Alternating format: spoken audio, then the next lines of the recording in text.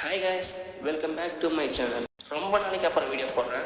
அதனால ஒரு ரியல் மிஸ்ட்ரியான ஸ்டோரியை உங்கள்கிட்ட சொல்லலாம்னு இருக்கேன். வீடியோக்குள்ள போகிறது முன்னாடி நம்ம சேனலை ஒரே ஒரு சப்ஸ்கிரைப் மட்டும் பண்ணிக்கோங்க. வாங்க வீடியோக்குள்ள போகலாம். 1973ல த எக்ஸாஸ்ட்னு ஒரு மூவி ரிலீஸ் ஆச்சு. அந்த டைம்ல அந்த மூவி உலகம் ஃபுல்லாக ரொம்பவே பேசப்பட்டுச்சு.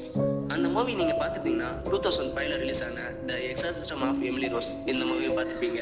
இந்த மூவியை ஒரு ரியல் ஸ்டோரியை வச்சு தான் எடுத்திருக்காங்க. ஜெர்மன்ல 1952 செப்டம்பர் 21 அனலிஸ் மைக்கேல்னு ஒரு பொண்ணு பிறக்கிறாங்க. அவங்களோட 24வது வயசுலேயே இறந்தும் போகிறாங்க. அதுக்கான காரணம் என்னன்னு கேட்டிங்கன்னா, வலிப்பினாலையும் கடுமையான மனச்சோர்வுனாலையும் தான் இறந்தாங்கன்னு சொல்கிறாங்க. அனலிஸ் மைக்கேலோட பேரண்ட்ஸ் அவங்கள நிறைய ஹாஸ்பிட்டலுக்கு கூட்டு போயிருக்காங்க. ஹாஸ்பிட்டல் எதுவுமே பயன் தராததுனால ஒரு பாதிரியார்ட்ட கூட்டு போயிருக்காங்க.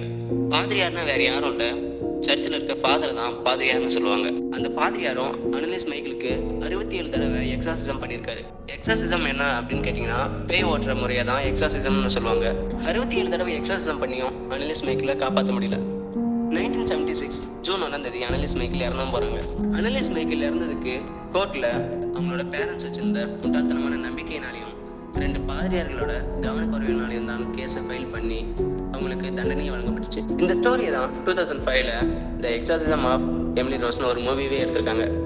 அந்த மூவி தமிழ் டப்லேயே இருக்கு, போய் பாருங்க. இதோட இந்த வீடியோ முடியுது. இப்போ நான் உங்கள்கிட்ட ஒரு சில கொஸ்டின் கேட்குறேன், அது கேன்சல் பண்ணுங்க.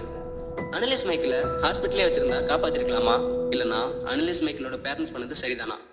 லாஸ்ட் ஒரு கொஸ்டின், பேய்னு ஒன்று இருக்கா? இதுக்கு ஆன்சர் தெரிஞ்சா கமெண்ட் பண்ணுங்க.